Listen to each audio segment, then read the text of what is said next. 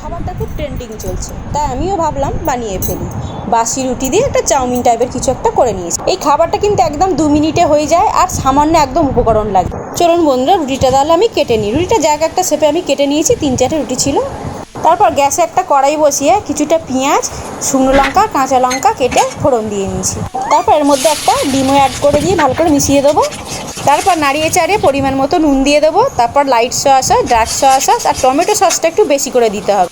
আপনার ঘরে যদি লাইট সয়া সস কিংবা ডার্ক সয়া সস না থাকে, শুধু সয়া সসও ব্যবহার করতে পারেন, কিন্তু টমেটো সসটা একটু বেশি ব্যবহার করতে হবে। সমস্ত উপকরণগুলো ভালো করে নেড়ে চেড়ে একটু সামান্য চিনি দানা ফেলে দেবো।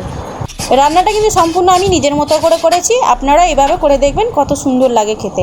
এই খাবারটা কিন্তু একটু পাপড়ি চাটের মতো খেতে লেগেছিল। এই খাবারটা বানিয়ে খেলে কমেন্ট বক্সে কিন্তু অবশ্যই জানাবেন আপনাদের কেমন লাগলো। কথা বলতে বলতে রুটিটাও কিন্তু আমি দিয়ে দিয়েছি, এবার ভালো করে মিশিয়ে নেবো। দেখুন বন্ধুরা, খাবারটা কত সুন্দর লোভনীয় হয়েছে। খাবারটা কিন্তু আমার রেডি হয়ে গেছে, এবার গরম গরম পরিবেশন করব। তারপর খাবার প্লেটে নামিয়ে নিয়ে একটু ধনেপাতা ছড়িয়ে দেবো। যদি ঘরে আপনাদের ঝুড়ি ভাজা থাকে একটু কিন্তু ছড়িয়ে দেবেন, দারুণ লাগবে খেতে। তো আজকের ভিডিওটা আমি এখানেই শেষ করছি। আবার অন্য পরবর্তী কোনো ভিডিওতে আপনাদের সঙ্গে কথা হবে।